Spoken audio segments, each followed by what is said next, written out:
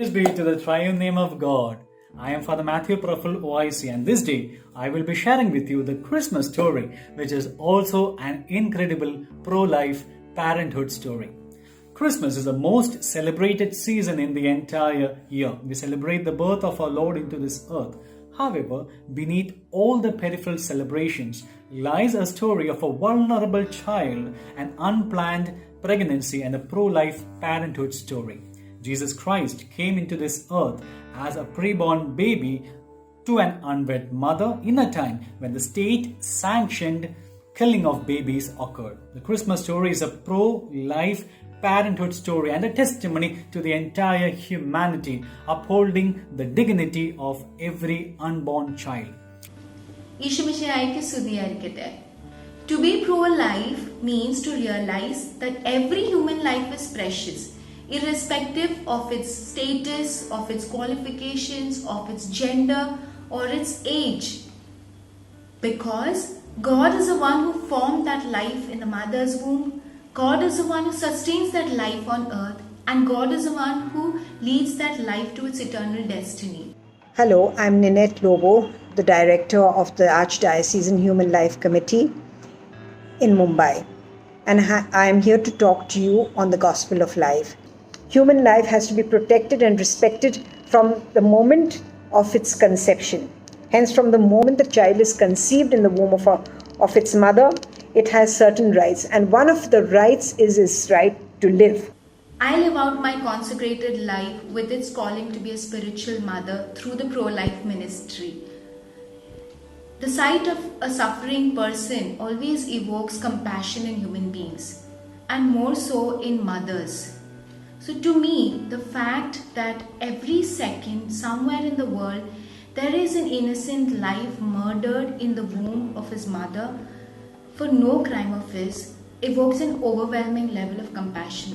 So much so that it moves me to pray for these unborn, to pray for those babies who are in the danger of abortion, and to move around and conscientize people, help them to realize that every life is precious, including the life of the unborn, and so they themselves are called to work in its defense.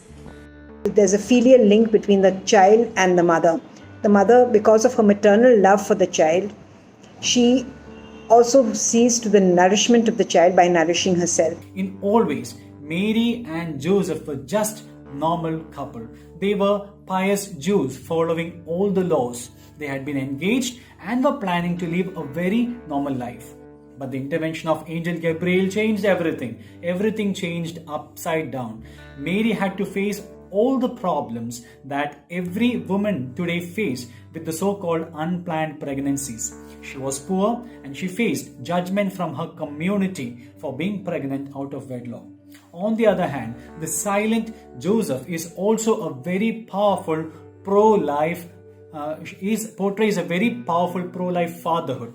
Joseph was also a man of good reputation and of a sound social standing. Though strange and scandalous, Joseph accepted the responsibility of fatherhood. That responsibility demanded great sacrifice from him. First of all, he had to give up the respect and reputation he had earned. He had to commit to protecting, stewarding, and caring for a child who wasn't his own and wasn't going to take his name as was the custom. And he also had to deny himself of all the sexual pleasures and comforts that a normal married man would expect.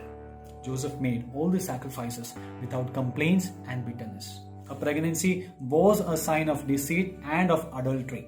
Polite society would have expected Joseph to refuse Mary as a wife and reject her baby. So for Catholics, being pro-life is not optional. If you are a Catholic, you out to be a pro-lifer. And even more so for we consecrated women, because our religious vocation, our religious vows are a deeper rooting of our baptismal vows. In a marriage, a woman and a man come together.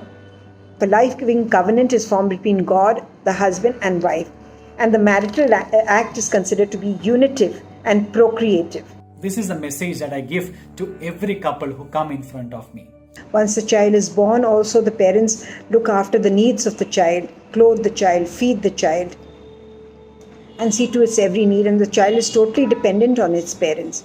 To be a parent is a vocation, a call from God to uphold the sanctity of life and to be a pro-life missionary.